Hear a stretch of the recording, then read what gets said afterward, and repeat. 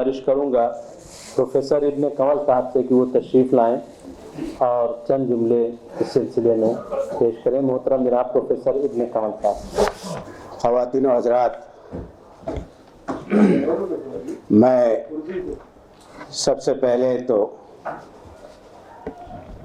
रहमान साहब को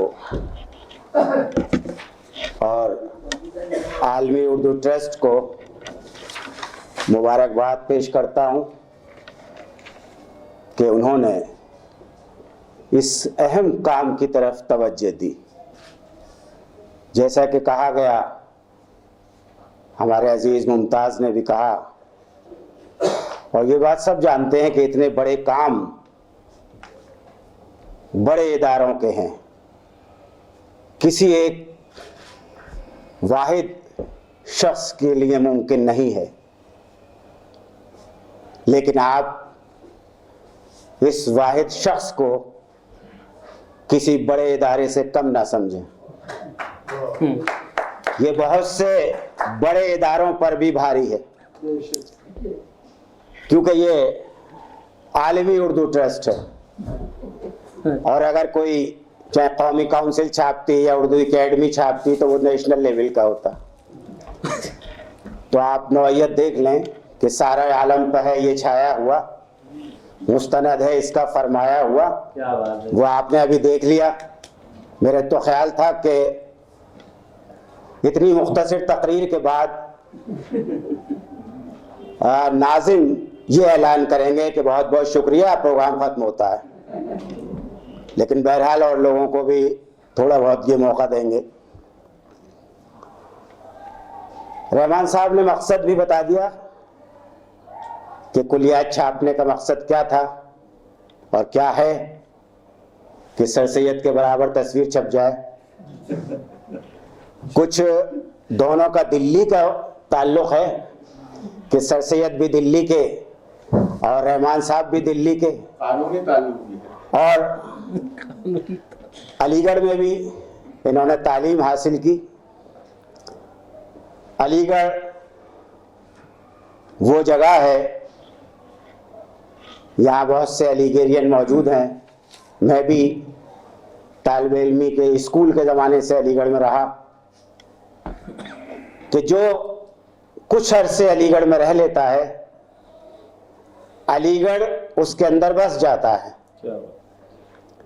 फिर उसके अंदर से अलीगढ़ निकल ही नहीं पाता।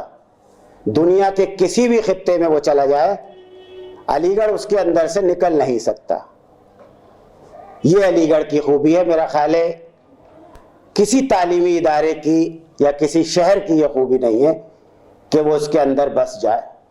मैं समझता हूँ कि अगर सर सैयद को सही खिराज अक़ीदत पेश करना है तो सर सैयद की तरह, सर सैयद के पास तो वसाइल नहीं थे, पैसा नहीं था, पैसे के लिए चंदा किया, लोगों ने जूते तक दिए।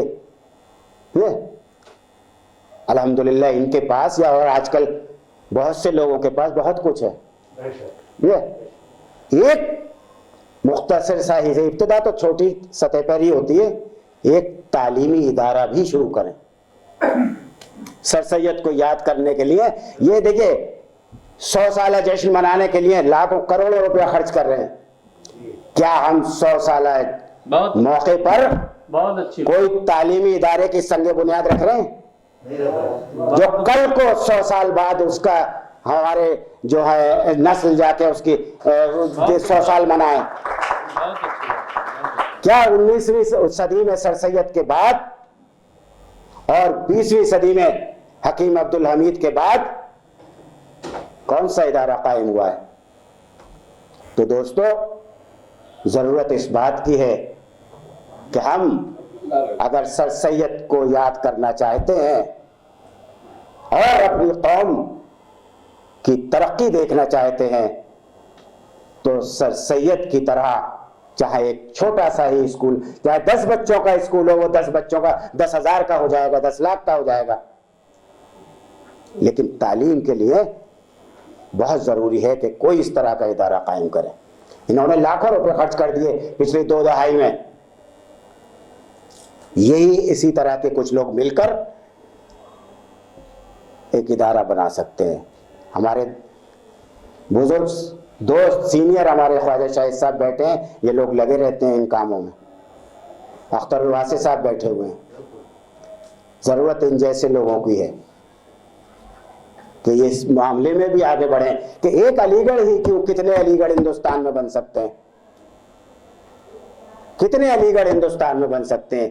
वो सर सैयद का ख्वाब पूरा होगा, तभी सर सैयद ने जो ख्वाब 19वीं सदी में देखा था वो 21वीं सदी में पूरा होना चाहिए, ताकि मुल्क में जो बदतरीन हालात हैं इस वक्त उससे निकल सकें। तो कौम की हालत उसी वक्त सुधरेगी जब कौम की तालीमी हालत सुधरेगी।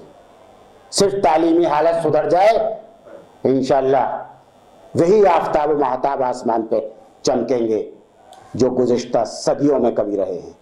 बहुत बहुत शुक्रिया।